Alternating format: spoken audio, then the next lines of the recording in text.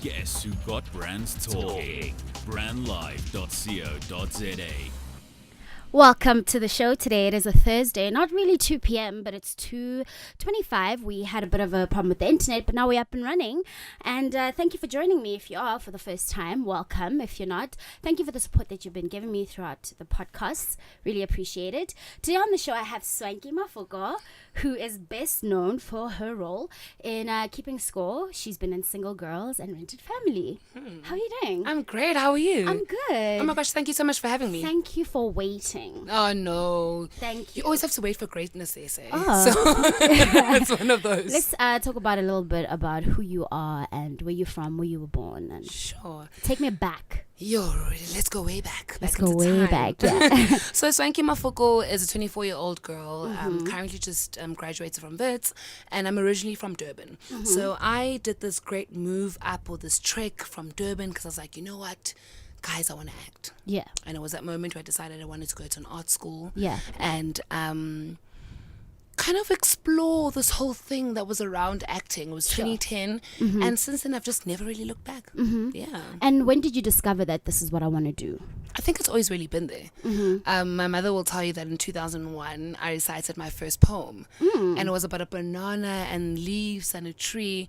But after that, she was like, you know what, Swankie, there's nothing else that you're going to do but acting. And I've never quite strayed away from that. I'm sure I've done radio and I've written a book, but I haven't really done anything outside of that per se. Yeah.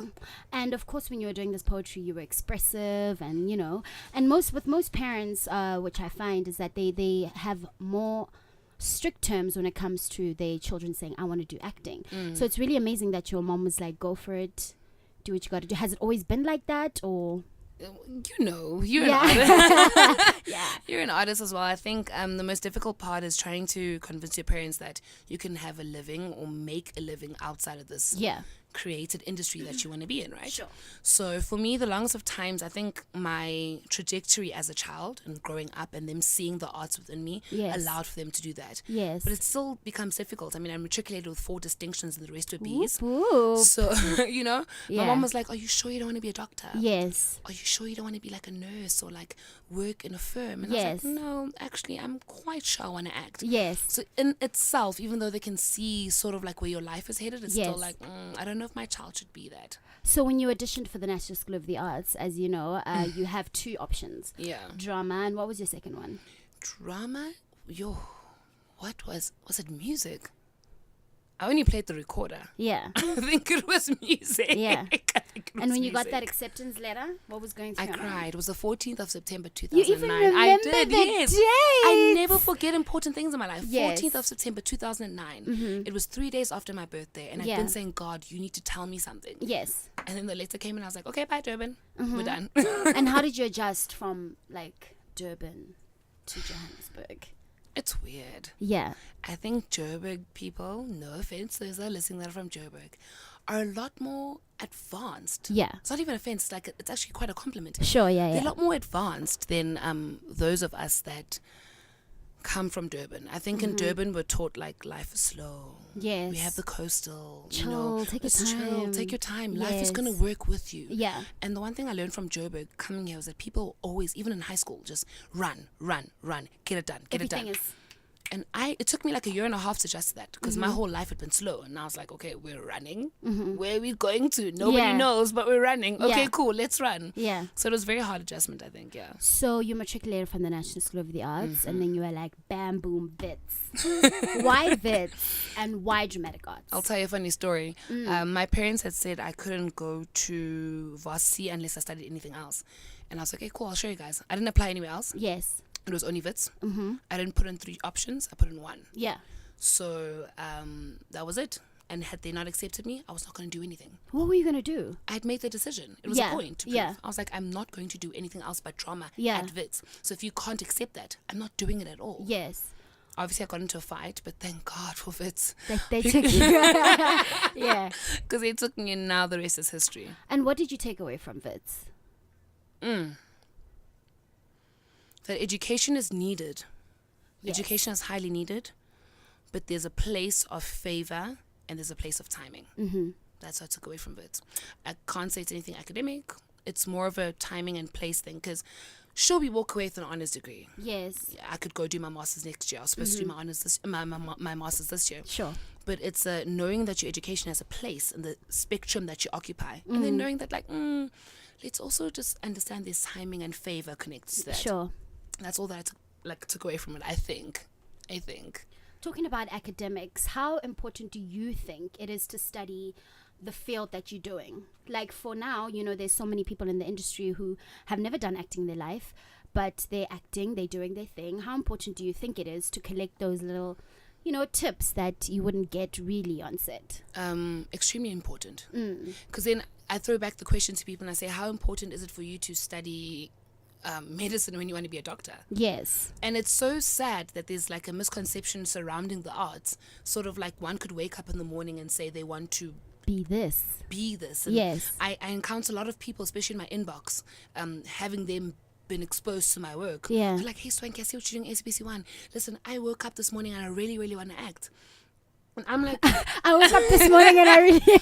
and I'm like, no, it's a discipline. Yes. Medicine is a discipline. Law is a discipline.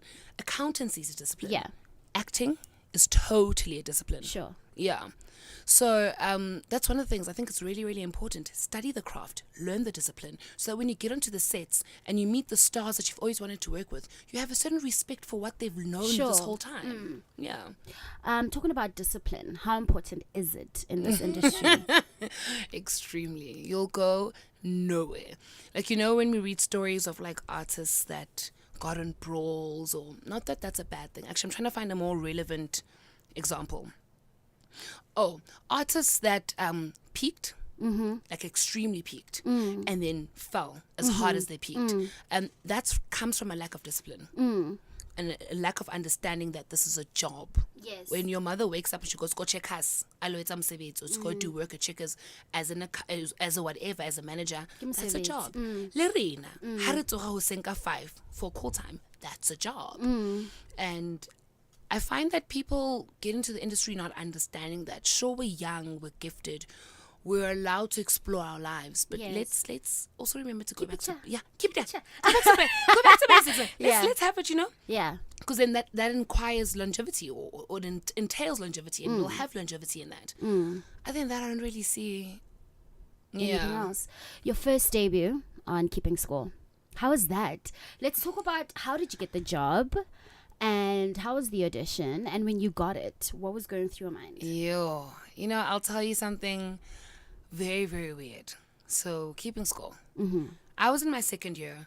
I auditioned for something called Umlilo, the big ETV Umlilo that came out. Yes, and Nomzamo Mbata. Yes. And who they call Ulwazi Lubanti now on that other show on DSTV. And I auditioned for it. And I got it. It was during my exams the second year as a young child, and I was told, you're not famous enough. So imagine being like 20? Almost 21? No, actually, I was 19, turning 20, and being told, first of all, we booked you. Second of all, we're going to move your exams. Third of all, oh my God, your paycheck is great. We're going to do this, we're going to do this. And then bamboozle, once you're on set for the first day, you've done your makeup, you've done your wardrobe. No. I promise you. No, Swankie. I promise you, I kid you not. I was told ETV had called and said I was not famous enough. I know. And I cried. Of course you cried. Because in the same year, I'd lost out on an opportunity to go to Washington, D.C. in theatre. Because of the... No, just in general. Like, the universe was just working weirdly. Yes. And I cried. I was like, I'm never going to do this. I hate this industry. So wait, let me get this right. You got your makeup done. You had your costume on. Like a little line. Action. And I did and do then action. I did my first scene. And then they were like, hey, go to school. I had a lesson, I think, in the morning of voice class. And I was supposed to come back. So the guy who casted me for that said to me, his name was Sule Ngwabe, and God bless his soul. Yes. He said to me, Swankie, what you have, I really want to explore. Yes. And I really will cast you. Yes. I'm heartbroken. Yeah, you're like, yeah, right, whatever. I kid you not, Keeping Score had a line of, 800 people on the first cattle call. And I sat there, I had to go back to class. And then Sulana was like, no, come. You, come. Before you go back to class, come.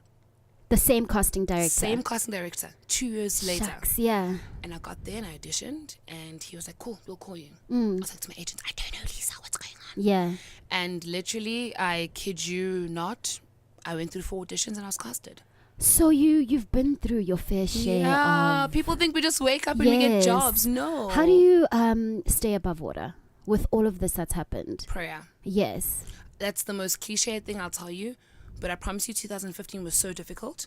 From work perspective, Mlilo was there, then the Washington DC thing happened, and then I had a one-woman show in September, and a week before I had to go on stage, I lost my dad. Oh my God. And when I think back to that, I'm like, yo, you could have gone wild. Yes. Which to certain degrees I did.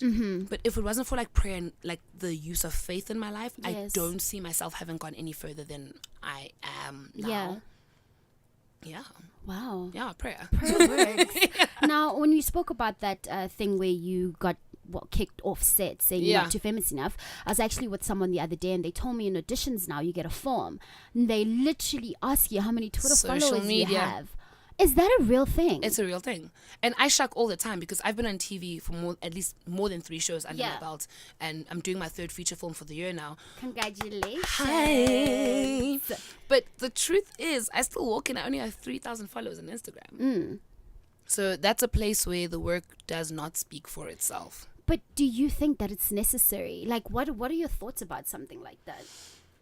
To be honest, I'm a bit two ways about it. Yeah. Because the truth is, yeah, sure, that's how this African industry is going. And we understand the place of marketing and brand value. But then I'm like, where does talent go? So every day at night, I'm just like, okay, Swankie, should we like find a way to grow your social media? Yeah. Or should we just trust the fact that the work is going to genuinely speak for itself? Yeah. And it is I what think it the is. latter, honestly. I also think the latter. Honestly. I also think the latter. What kind of characters would you like to play that you have never played? Okay, so I've done lesbian. Yes. I really wanted that. I always said I didn't want to go into the industry as a pretty girl. Thank God for that opportunity. Yeah. I've done dork. He speaks like this. Yeah. She's like always happy. And single girls? Yes. Yes. And then I've done a girl who sleeps with someone's husband, friend, person. Yeah. Now I want to play prostitute. Yeah. I'm passionate about sex workers. And that's my own personal. So besides being that I'm an activist as well, and I really am passionate about sex work. And I'm interested in the humans that lie behind the work and behind the stereotypes. So like I see that prostitutes do this and they do that, but I'm just like, okay, let's deal with humans. Yeah. Whose mother is this? Whose sister is this? Whose friend is this? Yes. And I want to interrogate that and break that down to see how does that inform the decisions that are made, Yeah. even if it's not even a moralistic choice, if it's a life choice. So definitely prostitute up in there, a lawyer. Because I love How to Get Away with Murder. Yeah. Yeah. I love Annalise Keating. Yeah. The rest will follow. Yeah. Mental, I wanted to play someone who had a mental deformity, but I don't think I'm strong enough right now. And it's important as actors for us to realize what we can do and what we can't do. I'm not strong enough right now, so we'll give it a park. And when That's do, amazing. Not a lot of people know their strengths and weaknesses and how far I'll have to. It's. I applaud you for that. because imagine, Dineo, if I played you, if I decided to take your life, Yeah. D, and I was like, oh, I want to play D today, and that's your personal life. Sure. You know what I mean? That's your personal story. Yeah. And here comes Swankie without the sort of experience or the sort of knowledge or the sort of like inner work self to complete that. You're stuck looking at yourself like, are you sure? That person took my story and then like broke it down. I got it. And that's what we do as actors every day when we don't honor the people's stories that we tell. For me, because I enjoy acting, I did an NSA. I know for me with acting, it's being able to be in like because I did theater, so having control of people's emotions, you know, for that split kind of, you know, what is it for you about acting that you love so much? And I'm gonna let you think about it because we're gonna go for an ad break. When we come back, we're still chilling with Swankie. Don't go anywhere. Film Chats with D. What's happening, everybody? Catch me every Thursday on Brand Live Radio at 2 p.m. talking everything film and television. Film Chats with D every Thursday, 2 p.m. Brand Live. Brandlive.co.za. This is what you miss on brandlive.co.za. We're broadcasting live in one of the boxes at 27 boxes. Hey, can I ask you something, ne? Can you please tell me, like, do you think like the post-90s, ne? Like, did they really fully integrate, you know? Sure. Since we're talking about integrating today, dog. But you do what? Civil engineering? Civil engineering, yeah. Okay, and how's that going for you? It's okay. So It's a whole fine. lot of studying? School. It's a lot of studying. And I banking guess. school, a lot of banking school. I don't bunk school. Like, I just don't go to school when they tell us not to go. Lies. I mean, Oh no, I've seen this with my eyes. Lies. someone was saying, I'm sure there's 10 soapies now happening Listen. same time. I'm gonna say something, right? That might Say it. That might sound like I'm shading or hating Yeah. or whatever. There's lots of work for actors right now, but lots of actors aren't working. Lots of people are acting. Ooh, insightful conversations.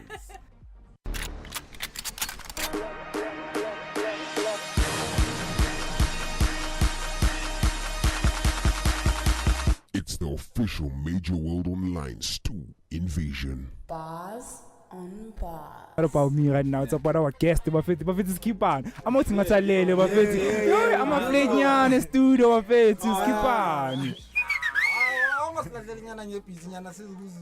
Oh, Fustanyana. Shang Fustan. Fanukuma no Dua Andy. Hashtag. I think it's a lot of beat, dog. No, okay. Young niggas' ambition, waking up is working for money. Changing their past, feeding their fams, balang lali. We keep it running like SPV, exchanging money. Man, nice. Hey. Call them unexpected experts. White sweatshirt. Hey. Looking down on these niggas, my damn neck hurts. Woo. You can go ahead, homie, give me your best work. I bet you take your phone out and mumble up your first words. Live from 27 boxes in the heart of Melville, this is brandlive.co.za. You're listening to brandlive.co.za. Welcome back. Still tuned in with Swankie Mafoko, talking everything television. Before the break, I asked you a question. Did you get an opportunity to think about it? Do you have the answer? Ooh, okay. Can I just have a second while you help me recap the question? The question was, for me, in theatre, I remember my favorite thing was to be able to look at an audience in their face and be able to control the emotions. So for like 30 minutes, you can make someone happy, sad, question stuff. Like, that's my favorite. You know? So what is it for you? For me, it will be two ways. And I actually don't want to separate the theatre and the TV. I was going to do that. For me, it's the story. It's literally getting off a stage or getting off from a character and having someone say, yo, the way I met someone who was like this. And then they tell me their story. And I'm like, okay, cool. So the stories I tell are valid. Yeah. For me, and I think the one reason why I actually got into acting was mainly, and literature, was because I felt like there were not enough black women. I didn't see enough people that I could relate to. And it's important for me, for people that watch like the mediums that we interact in, like television, theatre, for someone to be like a child even, or like 6 years old, to be like, oh man, I know that person. Or rather, I can see myself on that screen. Because then you see like representation matters. And it's more of a representation thing, a storytelling thing, and an emotions thing. You know how arts can help one heal. Yes. Arts has helped me heal. So Yes. Yeah. I'm more like, what can I do for other people in their healing processes in terms of art? Yeah. That's amazing. Thank you. Do you see yourself doing anything besides acting, like producing, directing? Writing. I love writing. I'm coming back to that. Have you written anything so far? Yeah, I'm always writing. Yeah. I mean, I've co-helped publishing a book. Oh, nice. So I have a book out with regards to Fees Must Fall. It's called Fees Must Fall by Professor Susan Boyson. Congratulations. Thank you very much. Yeah.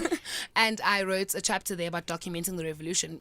More creatively outside of that, it's definitely, I've written a lot of scripts, theatre productions, but there's an anxiety with sharing your work. So I need to just like learn how to work through that, and then I can openly share. Yeah. You seem to me like you have like an activist I do. vibe to you. A something vibe. Talking about activism and all of that, a few years ago, Generations had that thing with the salaries and, you know, actresses and actors really like left and like they had to come up with a whole new thing and blah, blah, blah. What is your take on that? And the amount of money actresses and actors should be really getting. I'll tell you something. I had a friend then currently who was my friend who was part of the 16. And I used to listen to him and used to be like, you crazy, you're the biggest show in the world. Yes. I was obviously at NSA. Yeah. Yeah. I had no sort of activism whatsoever. But that saga has informed me being part of Saga. Yes. The South African Guild of Actors, right? Yes. Because I do believe that the country does not have laws that do protect actors. And I'm in full support. For example? we need like first of all the protection bill that's come out right now with the chairperson from the saga that just came out saying that we need access to our pictures. A simple thing for me is that I just shot a show now with SABC, Single Girls, and essentially if anything of mine that has my name or my face on it goes onto YouTube, I should be paid for it. Yes. So if my pictures used, if my audios used, or anything, I should be paid for it. For sure. I had no indication that Single Girls could be found on YouTube. And that's just like, that's something I shot in November. Like right now, it's close to November now. It's a year later. And if you Google Single Girls you'll find the episodes. You'll find my and episodes. You're not being I'm paid not being for that. paid for it. And no one has contacted me. I don't have a contractual agreement that says that you can do that. Do you know what I mean? That's just like the most basic of things. Yeah. The most basic of things. Then it goes back like to safety. Actors are not safe on set. Yes. I had a very horrific experience. I won't get into it now because I'm still trying to deal with it internally. Where I was on my way to set, I was shooting for a show called Hope on Moja Love. And I had an almost kidnapping experience, right? And the legalities that are connected to that. Like me being sent to the medics straight after having arrived on set, having been made to consume a sort of beverage that is like an intoxicator of some sort, right? The legalities around my safety, legalities around how many days I can take off from work. None of those things came into play. Wow. And if it wasn't for SWIFT, the South African Women in Film and Television, they offer a new counseling, and they approached me. They were like, listen, we're all women and we're all in the film and television industry. Let's approach you. Let's counsel you. I would have never had any sort of support. Yeah. Not even from the production I was shooting at. These are just like minor things that are happening. Yeah. These are my own personal experiences. Sure. I can't even but tell you can't be the only one, you know? No. I'd be foolish to think so. Well, what do you think needs to be done for this to like just be, you know? We need proper laws. Yeah. Yeah. Laws for performers, you know what I mean? Laws for freelancing performers. Yes. Because freelancers are the ones that are at the back end of this. Yeah. Because I'm on a call rate. Yes. Yeah, you dictate what my life looks like. Yeah.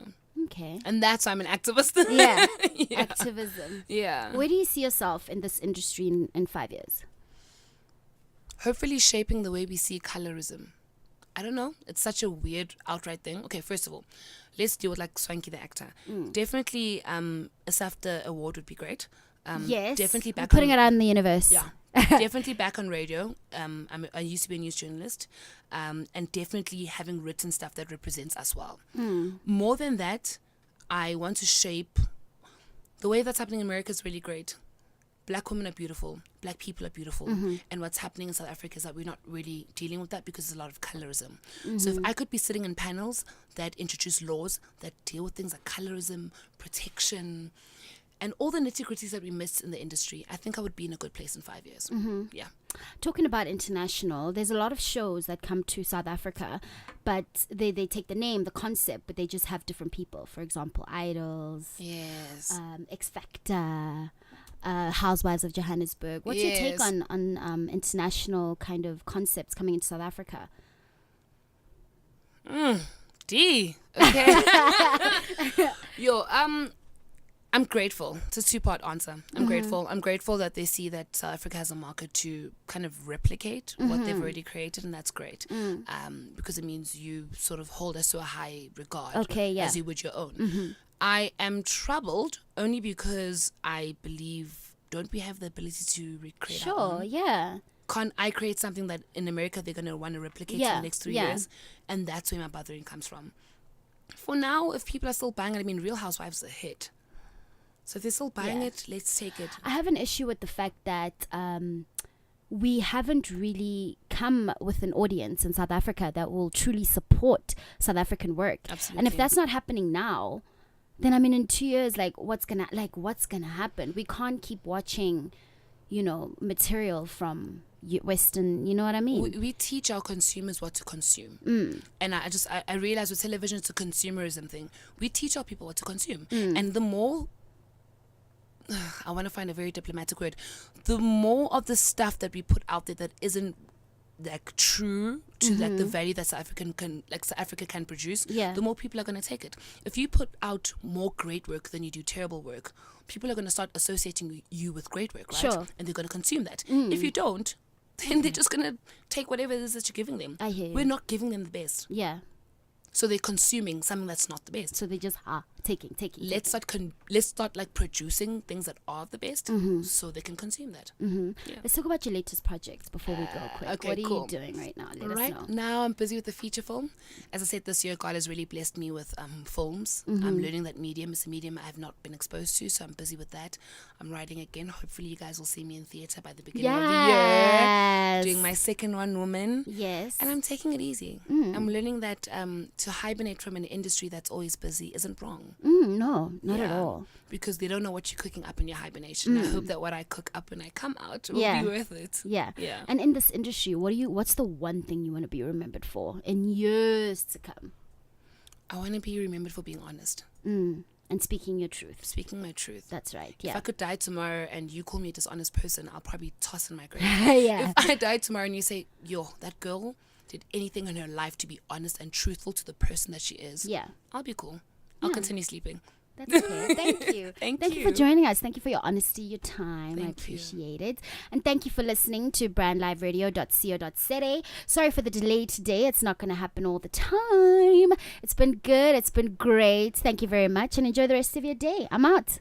Live from 27 boxes in the heart of Melville, this is brandlive.co.za.